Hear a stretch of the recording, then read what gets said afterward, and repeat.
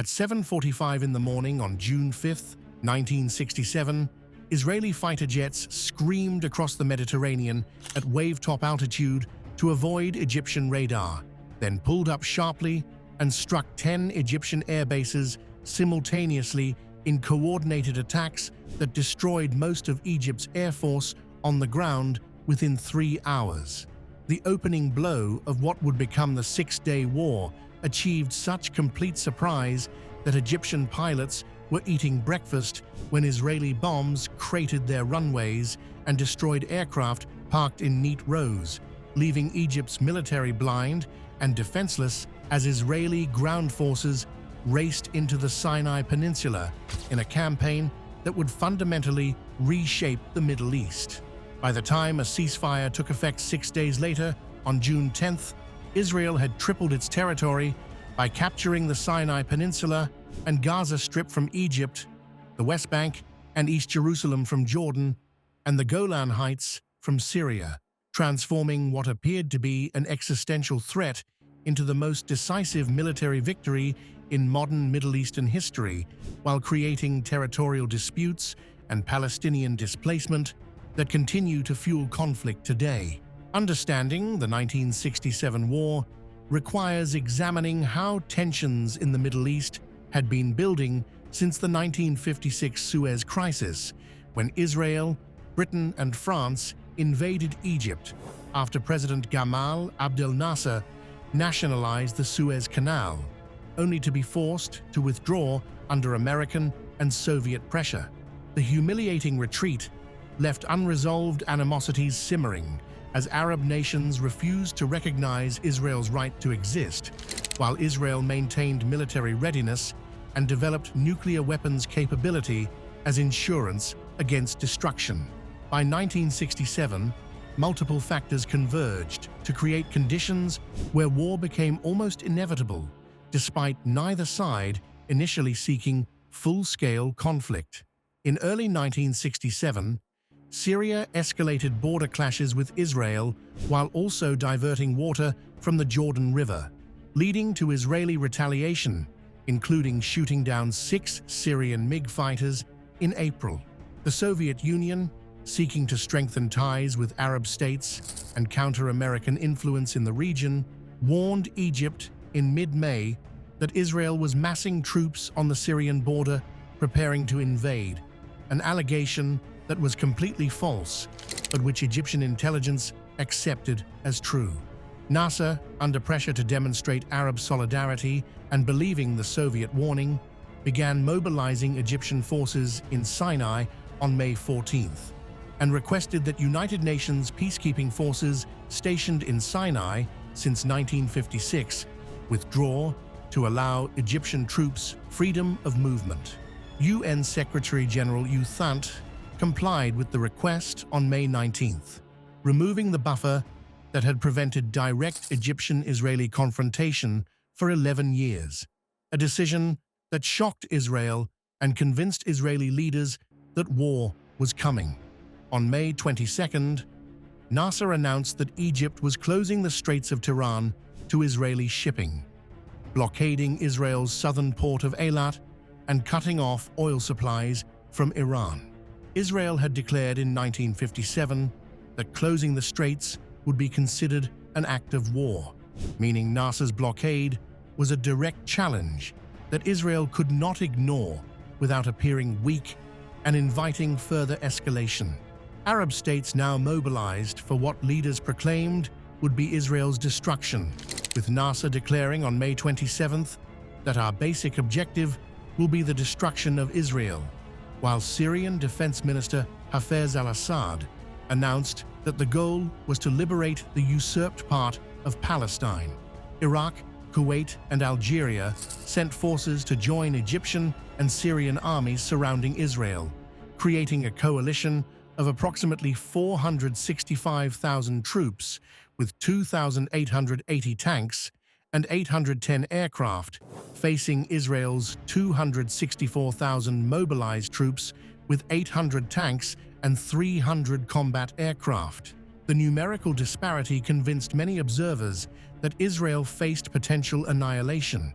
while Israeli leaders debated whether to launch a preemptive strike or wait to be attacked.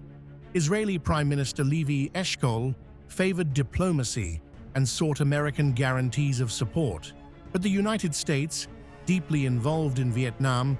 was unwilling to commit forces or even provide explicit security guarantees beyond vague statements supporting Israel's right to exist. Israeli military commanders, led by Chief of Staff Yitzhak Rabin and Defense Minister Moshe Dayan, who had just been appointed on June 1st, argued that waiting for Arab armies to attack would be suicidal, given Israel's lack of strategic depth, as Arab forces could potentially cut Israel in half within hours of invasion. The debate created intense pressure as Israel's mobilized reserves drained the economy, while Arab rhetoric grew increasingly bellicose and Egyptian forces in Sinai approached 100,000 troops with hundreds of tanks positioned for offensive operations. On the morning of June 5th, Israeli cabinet gave final authorization for preemptive strikes, and at 7:45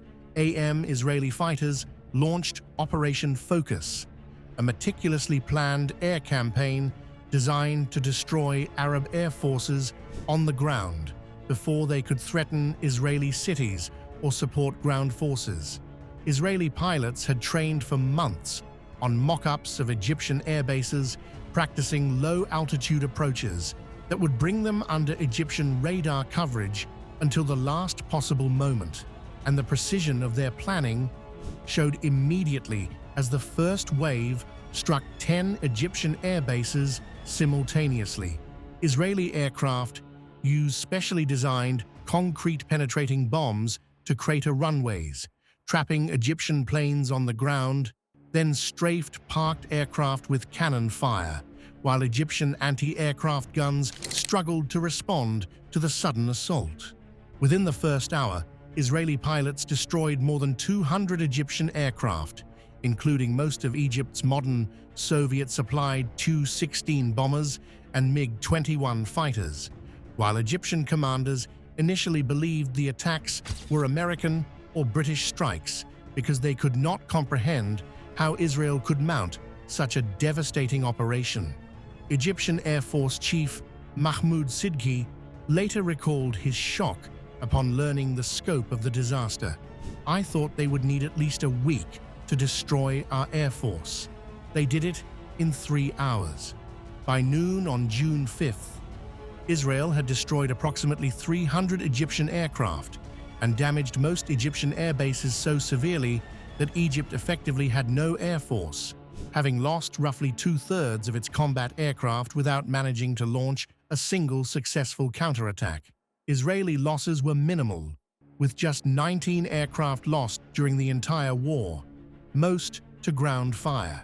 The success of the air campaign meant Israeli ground forces could advance without fear of air attack, while Arab armies would have no air cover, fundamentally altering the balance of power and making Israeli victory almost inevitable. When Jordan and Syria entered the war later on June 5th, Israeli aircraft immediately turned their attention to Jordanian and Syrian air bases, destroying the Jordanian Air Force of 28 aircraft and inflicting heavy damage on Syria's Air Force in similar strikes that demonstrated Israel had achieved complete air superiority across the entire theater. The Arab states had lost the war in the first 3 hours of fighting, though the ground campaigns would take 6 days to confirm what the air war had already decided. Even as Israeli aircraft were destroying Egyptian air power, Israeli armored divisions commanded by Generals Yeshayahu Gavish, Israel Tal, and Ariel Sharon crossed into the Sinai Peninsula in a 3-pronged offensive designed to encircle and destroy Egyptian forces before they could retreat. The campaign required Israeli forces to cross more than 150 miles of desert to reach the Suez Canal, while defeating Egyptian defensive positions anchored on the fortified town of Rafah and the critical road junction at Abu Agela. General Tal's division attacked Rafah on June 5th, using combined arms tactics that integrated infantry, armor, and artillery to overwhelm Egyptian positions, despite fierce resistance from well-entrenched defenders. The battle demonstrated the importance of air superiority as Israeli aircraft struck Egyptian positions with impunity, while Egyptian forces, lacking air cover, were forced to remain in defensive positions where Israeli armor could systematically reduce them. By June 6th, Israeli forces had captured Rafah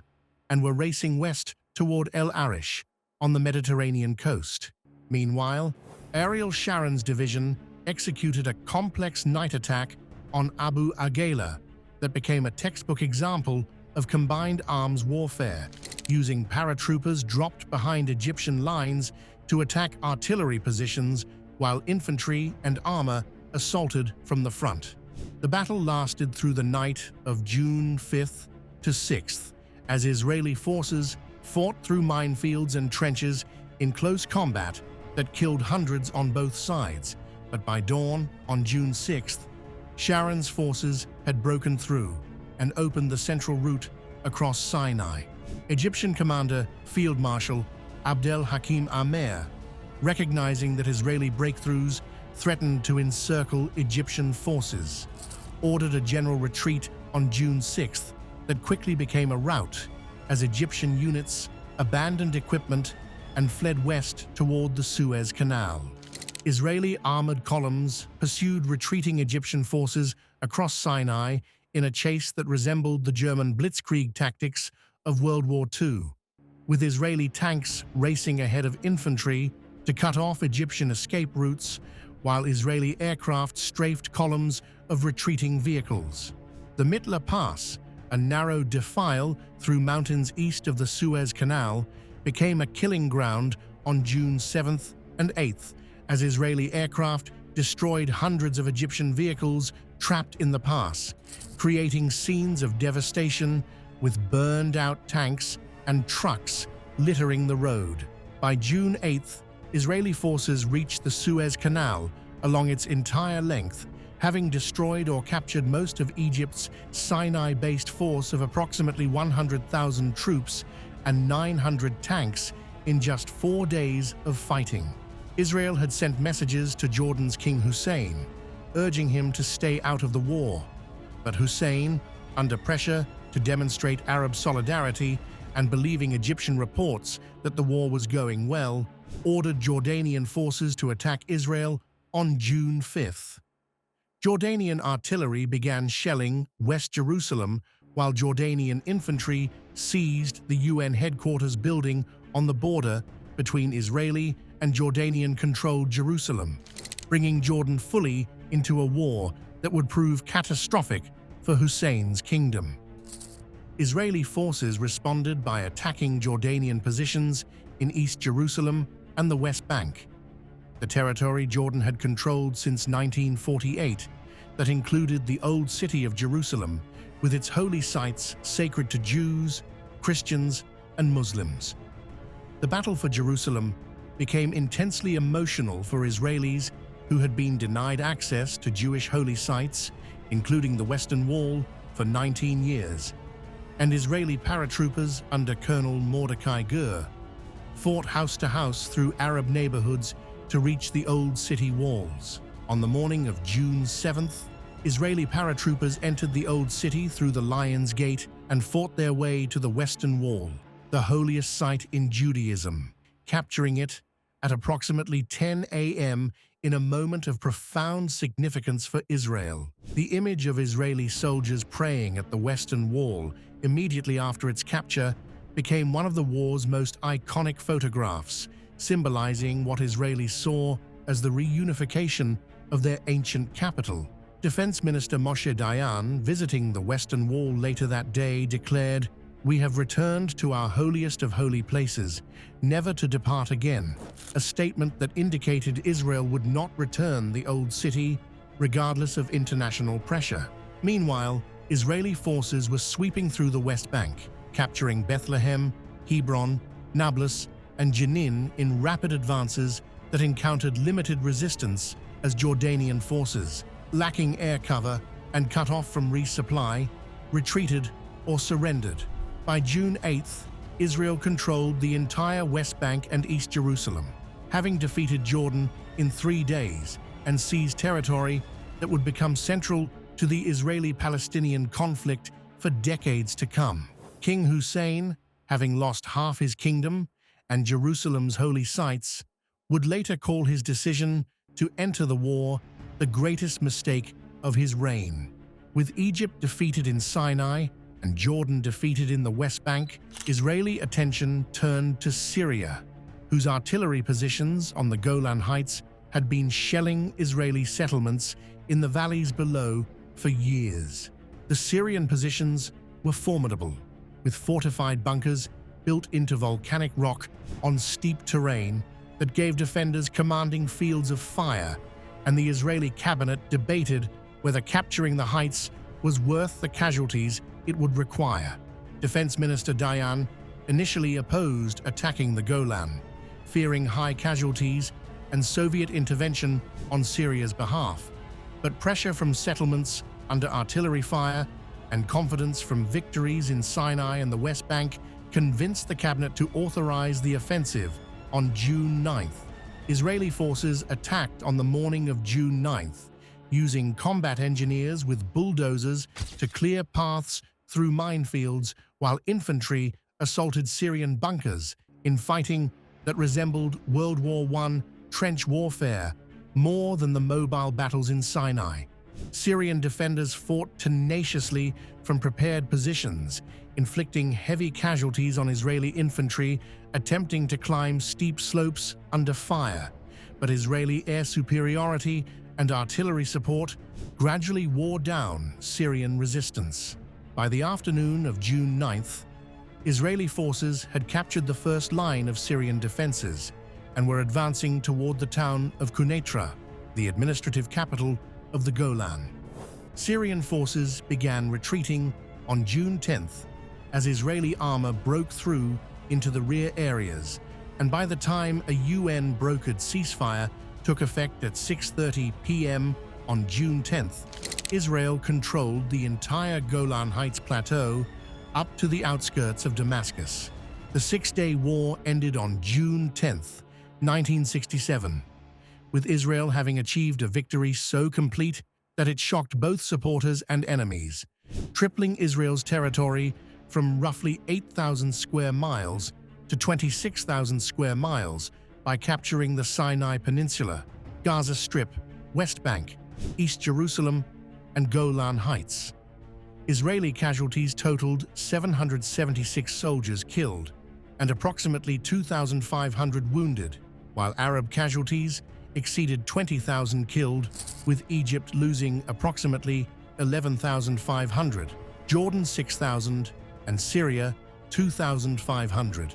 along with the destruction of most Egyptian armor and aircraft that represented billions of dollars in Soviet military aid. The war's territorial outcome created the basic geography that defines the Israeli-Palestinian conflict today, as Israel suddenly controlled more than 1 million Palestinians in the West Bank and Gaza, who had no citizenship in any state and no clear path to self-determination. The war also created hundreds of thousands of new refugees as Palestinians fled, fighting in the West Bank, or were expelled by Israeli forces, adding to the refugee population from 1948 and ensuring that the Palestinian issue would remain central to Middle Eastern politics. For Israel, the victory produced euphoria and confidence that the country was militarily invincible, with many Israelis seeing the rapid victory as miraculous given the dire predictions before the war. The capture of Jerusalem's Old City and the Western Wall had profound religious significance for many Israelis who saw the reunification of Jerusalem as fulfillment of biblical prophecy, while the acquisition of strategic depth in Sinai and the Golan provided security buffers that made invasion much more difficult. However, the victory also created new challenges, as Israel now governed territories with large Palestinian populations and faced international pressure to withdraw from occupied lands. The United Nations Security Council passed Resolution 242 in November 1967, calling for Israeli withdrawal from territories captured in the war in exchange for Arab recognition of Israel's right to exist within secure borders, establishing a land for peace framework that would guide diplomatic efforts for decades. The resolution's deliberately ambiguous wording, calling for withdrawal from territories rather than the territories, left unclear whether Israel needed to withdraw from all occupied lands or could retain some, creating disputes that continue today. For Arab states, the defeat was catastrophic, both militarily and psychologically, destroying the myth of Arab military power and humiliating leaders who had promised to destroy Israel. Egypt's Nasser offered to resign after the defeat, but was persuaded to stay by massive public demonstrations, though his prestige never recovered and he died 3 years later. The defeat convinced many Arabs that conventional military confrontation with Israel was futile, leading to increased support for Palestinian guerrilla organizations and the rise of groups like the Palestine Liberation Organization that would wage asymmetric warfare rather than state-to-state conflict. The Soviet Union, whose false intelligence reports had helped trigger the crisis and whose military equipment had proven inferior to Western arms, increased support for Arab states to maintain influence in the region, while the United States strengthened its alliance with Israel, seeing the country as a reliable partner in containing Soviet influence. The war thus intensified Cold War competition in the Middle East while ensuring that future Arab-Israeli conflicts would risk superpower confrontation. The war's most lasting legacy was establishing the territorial basis for the Israeli-Palestinian conflict that continues today, as Israel's occupation of the West Bank and Gaza created a situation where millions of Palestinians lived under Israeli military control without citizenship or political rights. Israeli settlement construction in occupied territories that began soon after the war created facts on the ground that made territorial compromise increasingly difficult, while Palestinian resistance to occupation evolved into the intifadas, an ongoing violence that have claimed thousands of lives on both sides. The Six-Day War demonstrated that superior training, leadership, and air power could overcome numerical superiority, that preemptive strikes could be decisive when facing existential threats, and that rapid military victories do not necessarily produce lasting political solutions. The war that Israel won in 6 days created problems that have lasted more than 50 years, transforming what appeared to be Israel's greatest triumph into the source of its most intractable challenges. If you enjoyed this video, hit the like button and subscribe for more history content covering wars, revolutions, and events that shaped the modern world. Thanks for watching.